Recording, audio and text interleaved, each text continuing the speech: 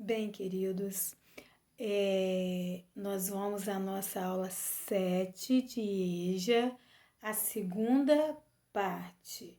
A primeira parte nós falamos sobre o movimento dos pioneiros da educação, né? Que foi um movimento que foi discutido, analisado durante 10 anos, né? De 1920 a 1930, né? Então, pessoas, né, educadores, pessoas ligadas à cultura, à arte, pessoas com a preocupação de traçar um modelo educacional que atendesse a maior parte da população, né? Vocês podem conferir isso no nosso vídeo na parte 1. A parte 2, que não é agora o momento que nós vamos falar do manifesto dos pioneiros da educação nova. Porque primeiro foi esse movimento de discussões, um movimento bem democrático, envolvendo todas essas pessoas a nível nacional, não é? Foi um movimento, né, como eu já falei, que durou 10 anos. E agora, qual é o resultado desse movimento? As pessoas não ficaram só conversando, discutindo, dando ideias. Agora nós vamos ver o resultado desses 10 anos de fóruns, discussões, não é? E o que isso vem, né? Qual foi o fruto de todos esses 10 anos de discussões, né? Então, agora nós vamos falar, não é, desse fruto. Desses 10 anos de discussões, surgiu o manifesto dos pioneiros da educação nova. Esse manifesto agora vai ser um documento escrito, né? Ele foi traçado por 26 educadores, né? Depois desses 10 anos de discussões, agora tudo que foi discutido passou para o papel, né? Passou a ser uma proposta para alcançar todo o país, né? Uma proposta com o título de Manifesto dos Pioneiros da Educação Nova, não é? Esse manifesto, agora a gente pode falar, esse documento, não é? Ele visava a reconstrução educacional do Brasil. Lembra que eu falei na parte 1 que esse movimento tinha, né, ele era visto de caráter salvacionista?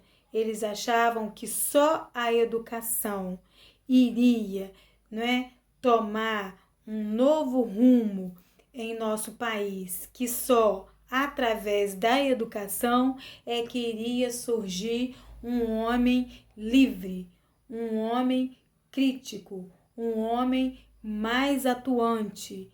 E até então, como a gente já estudou, não é? A maior parte da população não sabia ler e escrever. Então, na parte 1, quando nós tratamos do movimento, esses 10 anos, não é, de encontros, resultou o manifesto dos pioneiros da educação. Agora um documento, não é, no papel, a nível nacional, visando reformular, reconstruir todo o processo educacional do país, não é?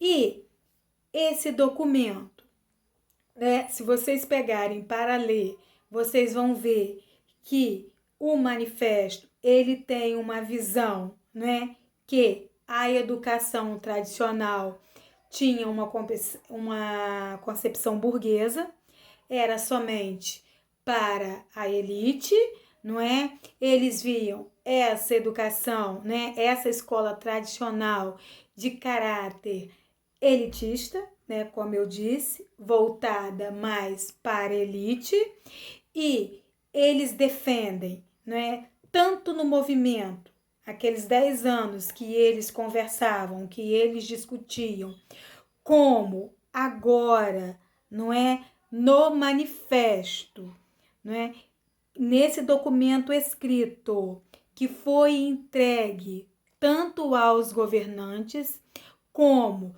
toda a sociedade civil. Esse documento foi espalhado por todo o país, traçando uma nova política educacional.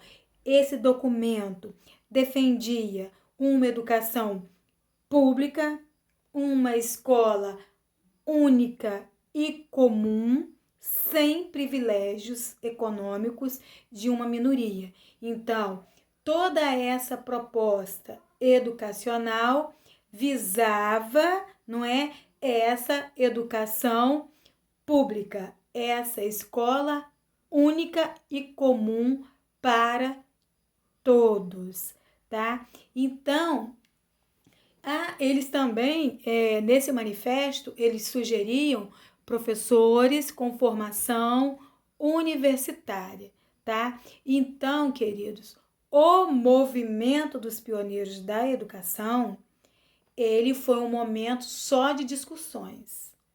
Já o manifesto dos pioneiros da educação nova já é um documento escrito, não é? Tudo no papel bonitinho, a nível nacional, em todos os níveis da educação, a primária, a secundária, o ensino profissional, o ensino superior. Então, esse documento traçava um modelo educacional que atendesse a todos, tá?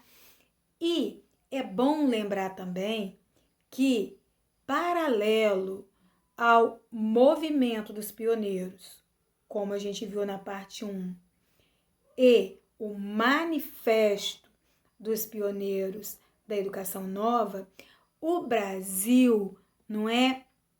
Ele vivia de 1891, não é? É importante a gente lembrar do contexto histórico, tanto do movimento como do manifesto. Então, o Brasil vivia de 1891 a 1930 a política do café com leite, né? Em 1891, o Brasil já era república e ali já começava a nossa primeira Constituição, segunda Constituição Federal, primeira da República, segunda Constituição do Brasil. E ali, desde 1891, foi firmado um pacto entre Minas Gerais e São Paulo que, não é, a cada eleição, esses dois estados, que eram os mais fortes na época, São Paulo com a produção do café e Minas Gerais com a pecuária, com a produção do leite, então eles combinaram de cada eleição, os dois estados, eles se uniam e elegia um presidente. E esse combinado foi até 1930. Quer dizer, aí vocês pegam assim, pensam assim, o movimento dos pioneiros da educação foi de 1920 a 1930. Então, vigorava aí esse cenário político, da política do café com leite, né? Que a gente não vai entrar em detalhes, porque eu só queria lembrar vocês que durante esse movimento, né, era defendida não, existia, né, esse pacto entre São Paulo e Minas Gerais, né, da política do café com leite. E nesse período aí aconteceu o movimento. Quando chegou em 1929, começa a crise do café. Em 1930, São Paulo rompe com esse pacto da política do café com leite.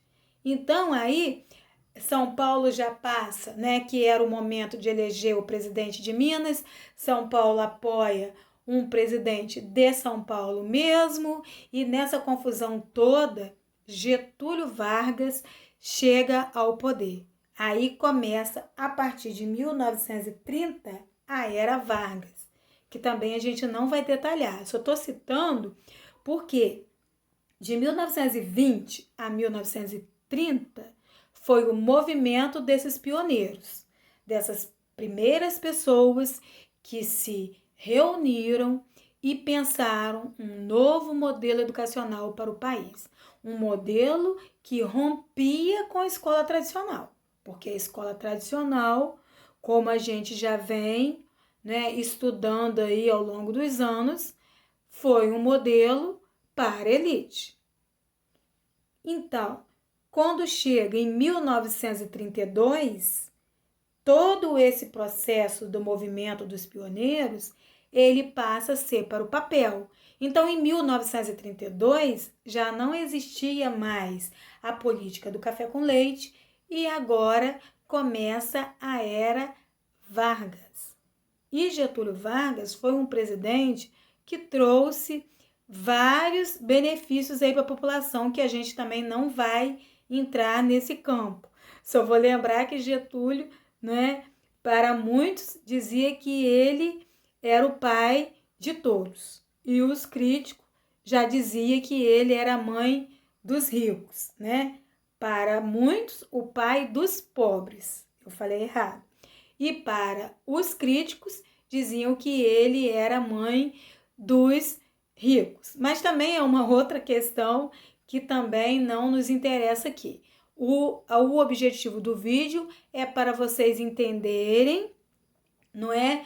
Movimento dos pioneiros da educação, não é? Que foi esse período de discussão, né? De fórum, de reuniões, pensando um novo modelo educacional de caráter salvacionista, e já o Manifesto dos Pioneiros da Educação já é um documento escrito por 26 educadores, né, trazendo todas essas ideias que foram discutidas durante esses 10 anos, tá?